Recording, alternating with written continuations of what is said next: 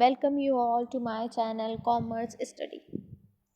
इस वीडियो में हम देखेंगे कि कैश फ्लो स्टेटमेंट क्या होता है, कैश फ्लो के क्या एडवांटेज है, क्या डिसएडवांटेज है, उसके फॉर्मेट, मेथड हम ये वीडियो में देखेंगे।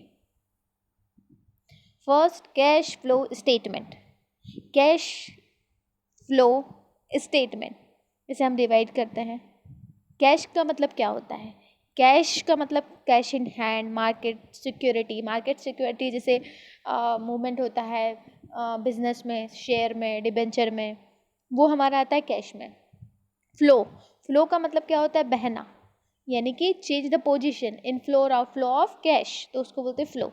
स्टेटमेंट क्या होता है? एक रिपोर्ट या डॉक्यूमेंट, तो हम इसको मिलाएंगे तो cash flow statement. It means that कि कैश का इनफ्लो और आउटफ्लो होना और उसका रिकॉर्ड, ये कहलाता है cash flow statement.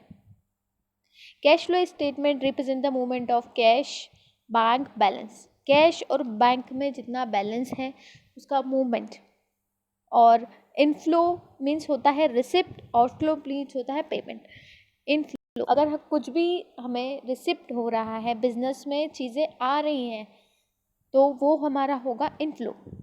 Outflow means होता है पेमेंट। हम जब किसी चीज़ का पेमेंट करते हैं, रेंट का पेमेंट करते हैं या फिर इंटरेस्ट का पेमेंट करते हैं, डिविडेंड का पेमेंट करते हैं, तो वो हमारा कहलाता है outflow. Cash I told you. The movement of cash flow is classified in the three segment में इसको डिवाइड किया गया है। ऑपरेटिंग एक्टिविटी, इन्वेस्टमेंट एक्टिविटी और फाइनेंशियल एक्टिविटी। ऑपरेटिंग मीन्स जो बिजनेस से रिलेटेड हो, जो बिजनेस के डेली रूटीन में फॉलो की जाती हो। It say that the main activity processing the revenue. जैसे कि हमारे बिजनेस में हम किसी भी गुड्स को परचेस और सेल करते हैं डेली बेसिस पे, और उससे भी जो अर्निंग होती है वो कहलाती है हमारी ऑपरेटिंग एक्टिविटी। ये हमारी बिजनेस की प्राइमरी एक्टिविटी होती है। Cash flow the main activity like जैसे सेलिंग हो गया, बाइंग हो गया, हमारा प्रोविजंस हो गए, और हम जैसे डेली बेसिस पे जो भी काम करते हैं वो हमारा कहलाता है ऑपरेटिंग एक्टिविटी। इन्वेस्टिंग एक्टिविटी वो होती है जो ऑपरेटिंग एक्टिविटी को सपोर्ट करती है। जैसे कि हम अगर कोई भी बिज़नेस कर रहे हैं तो हमने बिज़नेस में कितना मशीन यूज़ किया है या फिर हमने किसी भी चीज़ में इन्वेस्ट किया है, वो कहलाता है investing. Cash flow from the purchase and sale of the asset. हमने किसी भी बिजनेस है कोई स्टार्ट किया, उसमें हमने इन्वेस्ट किया है मशीनरी में, कैपिटल में, with the help of some basis assumption. जैसे कि हमारा मूवमेंट होता है बिजनेस में हर एक चीज़ का, तो हम उसे इन्वेस्ट करते हैं। It is important because it provide a detail of purchase sale of capital asset of the company. Capital asset वही होती है जो प्लांट, मशीनरी, इक्विपमेंट्स, जो हमारा लैंड, बिल्डिंग, ये हमारे होते हैं कैपिटल एसेट। इनकी इन्फॉर्मेशन देता है। इट इज़ ये यूज़फुल होता है क्योंकि ये लाइफ जो इसकी होती है वो बिजनेस के आउटगोइंग तक रहती है। फाइनेंशिंग एक्टिविटी वो होती है, अगर हम किसी भी बिज़नेस में अगर इन्वेस्ट करना चाहते हैं तो उसके लिए फाइनेंस होना ज़रूरी है। फाइनेंस जैसे हमारा हो गया डिबेंचर, शेयर, ये हमारे फाइनेंसिंग एक्टिविटी होती है। It consider the stock purchase, sale of the company, other processing of the debt financing. They may be section of the cash flow of the company reflect the cash of the company with the use of function.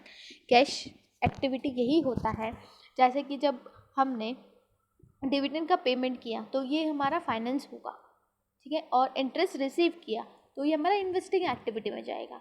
इसी तरह से जैसे हमने जब interest का payment किया तो वो हमारी फाइनेंशियल एक्टिविटी होगी, और अगर इंटरेस्ट हमने रिसीव किया तो हमारी इन्वेस्टिंग एक्टिविटी होगी। जैसे कि हम देखेंगे इसमें cash flow from the operating, inflow और outflow. Operating means day to day transaction, generate from the fund from the moral operating. जब हमारा कोई भी ट्रांजेक्शन होता है डे टू डे ट्रांजेक्शन से, तो वो हमारा कहलाएगा इनफ्लो। आउटफ्लो मीन्स एक्सपेंडिचर जो हम करते हैं वो आएगा आउटफ्लो में। इन्वेस्टिंग एक्टिविटी में इनफ्लो क्या होगा? Inflow sale and purchase of the equipment, ये हमारा कहलाएगा इनफ्लो जब हम उसको परचेज करते हैं। और इसी तरह जब हम उसको सेल करेंगे तो वो हमारा क्या कहलाया जाएगा, इनफ्लो। अब cash flow from the financial activity, financial activity में इनफ्लो जब हमारे बिजनेस में कैसे रिसीव होगा, जैसे कि हम डेब्ट इशू करेंगे, स्टॉक देंगे और स्टॉक प्रेफरेंस हमारी सिक्योरिटी होगी, तो ये हमारा क्या हो जाएगा, इनफ्लो। आउटफ्लो ये हो जाएगा जब हम उसका पेमेंट करेंगे, डिविडेंड का पेमेंट करेंगे या फिर उनको शेयर डिबेंचर इशू करेंगे, तो वो हमारा कहलाएगा आउटफ्लो। इसकी इम्पोर्टेंस, कैश फ्लो स्टेटमेंट की क्या इंपॉर्टेंट है, पहला है शॉर्ट टर्म प्लानिंग और लॉन्ग टर्म प्लानिंग। हमारे पास जितना कैश और कैश इक्विवेलेंट रहता है उसके हिसाब से हम प्लानिंग कर सकते हैं कि हमें कितना इन्वेस्ट करना है, कितना सेव करना है, किस तरह से यूज़ करना है। तो ये लॉन्ग टर्म और शॉर्ट टर्म प्लानिंग में हेल्प करता है। Convert creating excess of cash, जो हमारा कैश रहता है उसे हम किस तरह से मैनेज करते हैं, वो कहलाता है excess of cash. Help in analyzing the working capital, working capital क्या होता है, जो डे टू डे ट्रांजेक्शन में यूज़ की जाती है, उसको एनालाइज करने के लिए और प्रॉपर रिकॉर्ड करने के लिए, प्रॉपर मैनेज करने के लिए। Provide detail where money is expend, हमने कैश फ्लो स्टेटमेंट की हेल्प से हम देख सकते हैं कि हमारे बिजनेस में कितना पेमेंट इनफ्लो हुआ है, आउटफ्लो हुआ है, इनफ्लोमेंट कितना रिसीव हुआ है, आउटफ्लो मीन्स हमने कितना पेमेंट किया है, ये सारी कैश की इन्फॉर्मेशन हम देख सकते हैं। Revealing the purchase cash planning result, हम कैश की प्लानिंग कर सकते हैं कि किस तरह से हमें रिजर्व बनाना है, किस तरह से उसे मैनेज करना है। Knowing the optimal level of cash balance, हमारा प्रीवियस ईयर में कैश बैलेंस कितना था, अभी कितना बैलेंस है, उसको प्रॉपर मैनेज करना, पास पे बेस होता है ये। एडवांटेज, कैश फ्लो स्टेटमेंट के एडवांटेज, पहला एडवांटेज ये है कि इनफ्लो और आउटफ्लो की इन्फॉर्मेशन देता है और ये हमारे फ्यूचर की प्लानिंग में हेल्प करता है। किसी भी इंटरप्राइज में क्या प्लानिंग हो सकती है, क्या हमें परचेस करना है, हम कैश फ्लो स्टेटमेंट से देख सकते हैं। सेकेंड ये है कि मैनेजमेंट ऑफ द इंटरप्राइज, किसी भी बिजनेस को रन करने के लिए कैश इज़ द मेन, तो हम इस तरह से मैनेज करेंगे कैश को जो हमें फ्यूचर में भी हेल्प करेगा और किसी भी इंटरप्राइज में हेल्प करेगा और जिस तरह से वो ग्रोथ होगी उसकी, और ये कैश बजट में भी हेल्प करता है। अब मेथड, ये दो तरह से प्रिपेयर किया जाता है, इनडायरेक्ट मेथड और direct method. Basically indirect method ही ज़्यादातर यूज़ की जाती है, लेकिन मैं आपको डायरेक्ट मेथड भी बता देती हूँ। डायरेक्ट मेथड में सिर्फ और सिर्फ डायरेक्ट और इनडायरेक्ट में यही डिफरेंस है बस ऑपरेटिंग एक्टिविटी का। ऑपरेटिंग एक्टिविटी में इसमें हमारा आता है cash receivable from the customer, हमने कस्टमर से कितना रिसीव किया है, पेड टू द सप्लायर, जिससे हमने गुड परचेज किया इसको कितना सप्लाई किया है, एम्प्लॉय को कितना कंपनसेशन दिया है, और अदर परचेज एक्सपेंसेस जो होंगे, फिर नेट कैश ऑपरेटिंग एक्टिविटी। ये हमारा आता है डायरेक्ट में।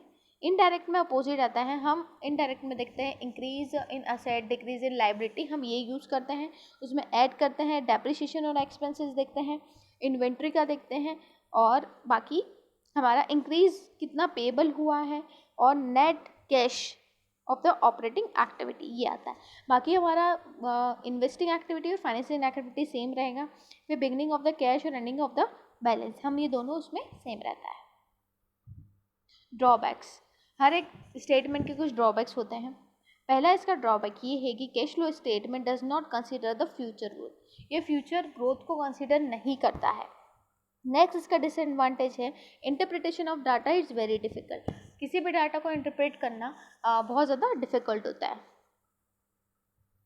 Next isolation use for the rather finance term like balance sheet, profit and loss, therefore limited to use. हम जब बिजनेस में बनाते हैं, हम ट्रेडिंग अकाउंट बनाते हैं, प्रॉफिट एंड लॉस बनाते हैं, तो इसका फाइनेंशियल स्टेटमेंट में कम यूज़ होता है, क्योंकि हम कैश फ्लो स्टेटमेंट जिस तरह से मैनेज करते हैं, कैश फ्लो स्टेटमेंट में इनकी यूजेस कम होती है।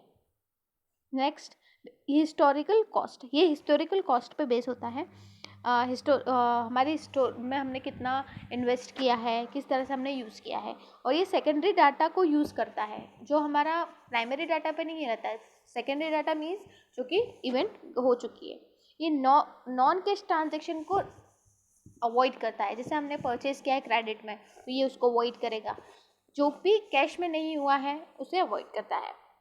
बेसिस अकाउंटिंग प्रिंसिपल, ये किसी भी प्रिंसिपल को फॉलो नहीं करता है जितने हमारे अकाउंटिंग प्रिंसिपल है। Thank you. Thank you for all to watching my video. If you have any doubt आप कमेंट सेक्शन में पूछ सकते हैं, और आपको अगर मेरी वीडियो पसंद आई है तो लाइक एंड सब्सक्राइब कीजिए। Thank you so much.